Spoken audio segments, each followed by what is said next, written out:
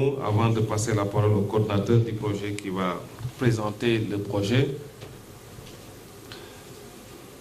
Le PDCH est un projet important pour le ministère de l'Emploi, de la Formation professionnelle et de l'artisanat, mais pour le gouvernement du Sénégal. Je dois d'abord, ils ne sont pas encore là, nos amis de la BAT, ils vont nous rejoindre. Ce projet donc financé par la BAT et le Sénégal, le coordinateur y reviendra tout à l'heure. C'est un projet extrêmement important parce qu'il nous permet de toucher l'ensemble des cibles du ministère de l'Emploi, de la Formation professionnelle et de l'artisanat. De l'identification à la formation, à l'accompagnement, au financement pour permettre à ces jeunes-là d'entreprendre. Ça rentre exactement dans les instructions du président de la République, son Excellence Macky Sall, pour qu'aujourd'hui, la question de l'employabilité des jeunes soit définitivement réglée. Bien évidemment, cette question d'employabilité précède la question de l'emploi. Les jeunes ne pourront pas avoir un emploi décent si auparavant ils n'ont pas eu de qualification, ils ne sont pas formés. On rappelle souvent que les statistiques sur l'employabilité, sur le taux de qualification, montrent que ce taux de qualification est encore relativement faible dans notre pays. En tout cas, jusqu'en 2012, il était de 6%. Ça veut dire quoi? Ça veut dire que sur 100 Sénégalais en âge de travailler, seuls 6 ont une qualification professionnelle. Bien évidemment, cela a des conséquences sur l'emploi des jeunes. C'est la raison pour laquelle le président de la République a décidé d'investir encore et plus dans la formation professionnelle. Nous commençons à avoir les fruits de cet investissement depuis 2012. J'explique souvent que les ressources qui sont mises à la disposition de la formation professionnelle pour assurer la qualification des jeunes sont passées du simple au triple. Les ressources qui permettaient de former les jeunes Sénégalais dans les centres de formation étaient d'à peu près de 24 milliards en 2012. Elles sont passées aujourd'hui à 78 milliards de francs CFA. Cela a eu pour conséquence d'augmenter le nombre de places pour la formation professionnelle. Cela a eu pour conséquence de 24 000 apprenants, on passe aujourd'hui à 80 600 apprenants. Et j'explique que toutes choses étant égales par ailleurs, si nous avions 24 000 apprenants pour 6% de qualifiés, on peut valablement penser que ce taux de qualification a connu un bond qualitatif en faisant passer le nombre de places de 24 000 à 80 600. Mais le plus important qui va changer dans le paradigme de formation professionnelle, une chose c'est de donner de la qualification professionnelle, mais une autre chose est d'accompagner dans l'entrepreneuriat des jeunes pour leur permettre non pas d'être des salariés, mais d'être des employeurs. Ceci a toujours été le parent pauvre dans les curricula de formation. Les jeunes qui sont qualifiés n'avaient pas d'autre voie que d'aller chercher un emploi salarié. Or, l'emploi salarié ne peut pas être la panacée par rapport à la question du sous-emploi des jeunes. Il nous faudra absolument donc développer des mécanismes qui permettraient à ces jeunes-là d'entreprendre. C'est la raison pour laquelle nous insistons aujourd'hui. Autant on insiste sur la qualification professionnelle, autant on insiste sur la formation en entrepreneuriat. Donc ce projet que nous célébrons aujourd'hui à travers son premier comité de pilotage nous permettra de former des jeunes, de les accompagner dans l'entrepreneuriat et de les financer pour qu'ils puissent s'installer.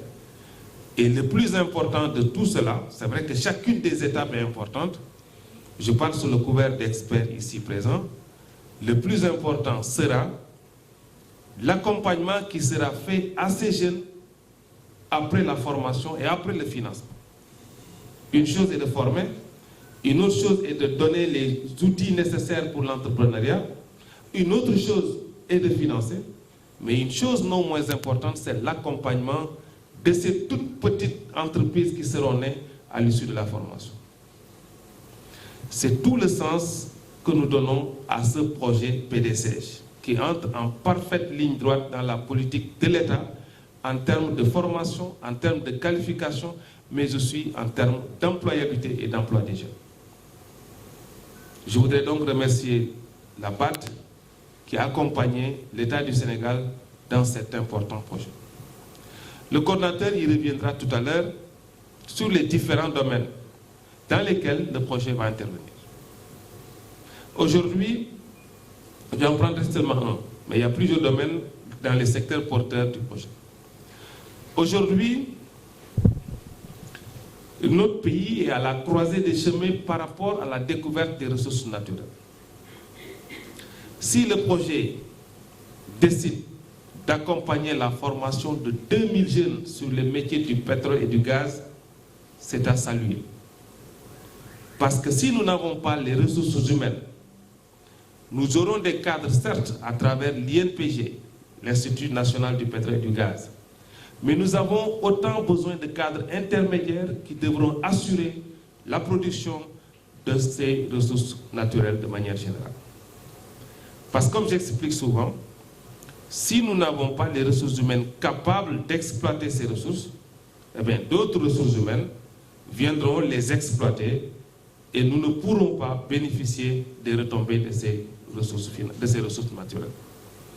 Donc, c'est extrêmement important d'assurer la formation des jeunes, des cadres intermédiaires dans le cadre de ce projet pour qu'ils puissent jouer pleinement leur rôle dans l'exploitation des ressources naturelles que nous avons heureusement découvert au Sénégal. Un projet, comme j'ai dit, de nature, il permet d'expérimenter des modèles, d'expérimenter des manières de faire. Mais il s'agira d'avoir cette flexibilité, de s'ajuster pour pouvoir arriver aux résultats auxquels on est tous attendus.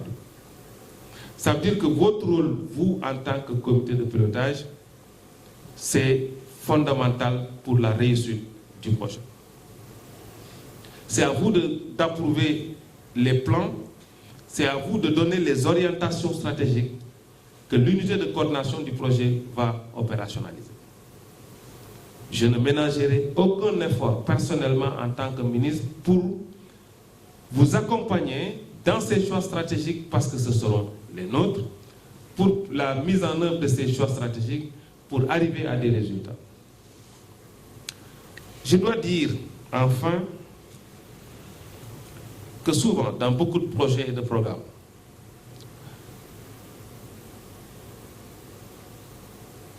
les résultats que nous attendons souvent sont mitigés. Je le dis parce que j'ai été plusieurs fois coordinateur de projets et de programmes. Autant dans l'absorption des ressources, parce qu'on perd du temps dans les procédures. C'est important de respecter les procédures. Mais c'est important d'être exigeant, nous, en tant que comité de pilotage, vis-à-vis de la coordination du projet, pour qu'on aille vite et bien. Pour qu'on aille vite et bien. Nous avons des objectifs quantitatifs clairement définis dans le projet. Il s'agira, à l'heure du bilan, de faire un taux d'exécution relativement satisfaisant.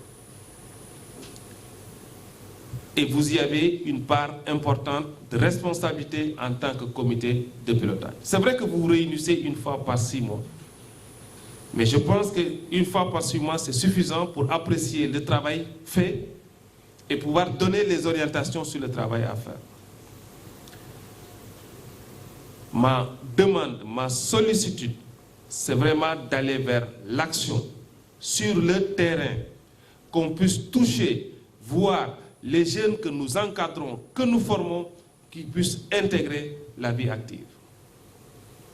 Monsieur le coordinateur, c'est bien de faire beaucoup de réunions, c'est bien de faire beaucoup de séminaires, mais nous sommes tous attendus au résultat final. Et le résultat final, c'est combien de jeunes ont été formés, effectivement formés et bien formés, combien de jeunes ont été accompagnés vers l'entrepreneuriat, combien de jeunes ont pu vivre de leur activité à travers cette formation. C'est fondamental. Donc il faudra qu'on puisse nous mettre la pression, nous tous, exiger de la coordination du projet et des experts qui sont dans le projet et des partenaires, parce que ça aussi c'est un problème. Souvent malheureusement ils ne sont pas là, mais souvent aussi on perd beaucoup de temps dans les échanges, dans les avis de non-objection. On n'a pas ce temps aujourd'hui. Nous avons beaucoup de jeunes qui attendent et il nous faut aller vite et bien. Et j'exige que le comité de pilotage soit aussi exigeant que le ministre pour que la coordination du projet, que le partenaire au développement puisse être très veloce dans le delivery. Il faut qu'on ait des jeunes qui sont formés et qui peuvent vivre de leur activité. Vraiment, si j'ai une recommandation à faire, c'est celle-là, qu'on puisse être, nous, en tant que comité de pilotage, qu'on puisse être très, très regardant, très exigeant vis-à-vis de la coordination, vis-à-vis des partenaires, et pour pouvoir arriver au résultat. Et enfin, je voudrais saluer quand même l'approche que vous avez, monsieur le coordinateur, sur le projet, de faire intervenir des structures publiques, privées, ou même communautaires, j'allais dire, dans la mise en œuvre de ce projet. Je suis de ceux qui pensent que si je prends l'extrême, c'est le privé à la limite a une mission de service public. Et l'implication des privés, dont des structures non étatiques, du patronat dans l'exécution des projets, pour moi peut être quand même gage de réussite.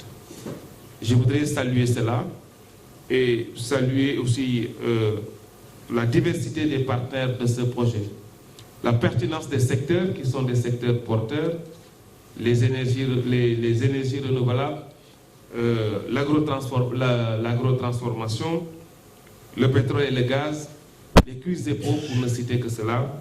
Ça me semble être des niches importantes de production, des niches importantes d'emploi pour les jeunes.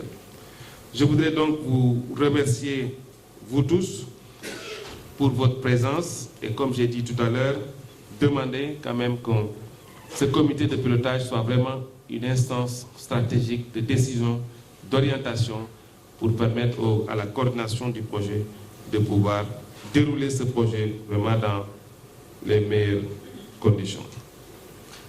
Voilà les mots que je voudrais dire en vous installant officiellement dans vos fonctions de comité de pilotage du projet PDCJ et je vous remercie de votre aimable attention.